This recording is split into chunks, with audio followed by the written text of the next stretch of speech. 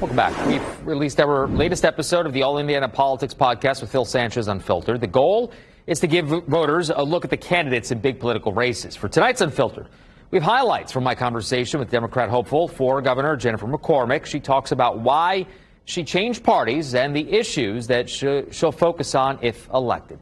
Here.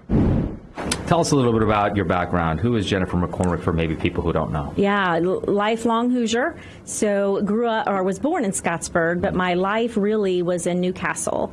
And so went K-12 through Newcastle. I'm a fourth generation farm family. So my dad's a Purdue grad, so boiler up. My mom was a retail marketing person that did a lot of managing in retail. And so, for me, it was about public service. And they modeled that for me my entire childhood. I went on to be an education. I was a teacher and a principal and a local superintendent before state superintendent, and then jumped right into what I'm doing now. So, for me, it's all about people. It's about being a public servant. We should also point out, it's no secret that you were a Republican. You changed parties. How did that go? I did. It's gone well. So a lot of people ask why, and for me, it was about values. It was really about a value piece for me. I watched what was happening at the State House. I believed when I was a local superintendent that it's all about taking care of kids, and you have to prioritize to do that. Government should be transparent. We should be held accountable. We should also be focused on real issues and real solutions, and I did not see that out of the party. I also spent over 2 decades telling kids that character mattered, and I was watching what was happening in the Republican Party, especially at the federal level during the former president's term, and that was not anything I stood for or told kids it was okay. So it's about practicing what you preach, and for me, it made that switch and found better alignment with the Democratic Party. And how has the Democratic Party received you? It's been great. Yeah. It's been great. So people are very, very welcoming. And it's been interesting because I have really polled a lot of moderate Republicans that are trying to find a home right now as well, that are really struggling what's happening with the extremism in the Republican Party.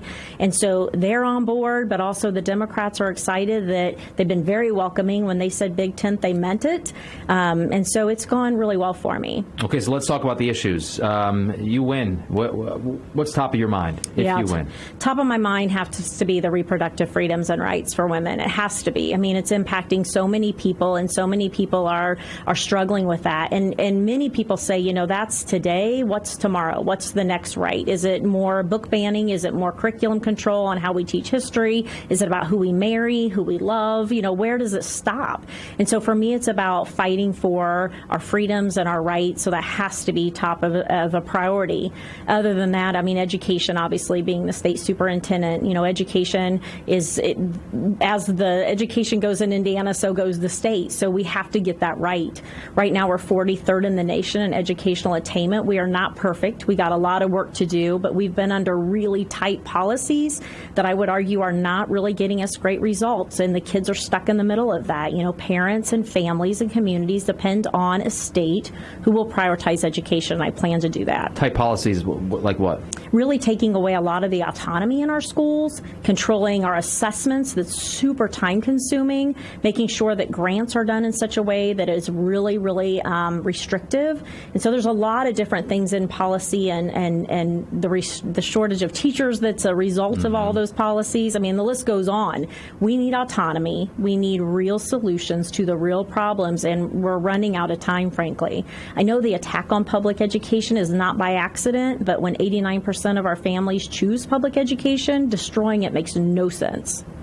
So education, women's reproductive rights, what else is important to you? Yeah, obviously the economy is huge. We have to have an economy that is operating. We have to have high wages, but that takes high skill and high education, which goes right back to the education piece. We also have to address the mental health issues that so many of our employers are telling us that are causing them not to have people in the workforce, and our employees are telling us they need help.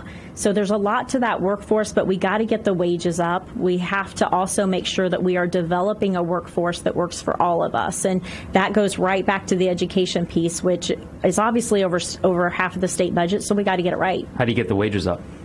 Well, attracting better paying jobs is step one, making sure that we're not just the fastest growing industry or jobs in Indiana pay less than $15 an hour. And they don't require a high school diploma. We cannot sustain that. So making sure we are attracting those high paying jobs. But in order to do that, we have to have really high skilled, highly educated Hoosiers to do that.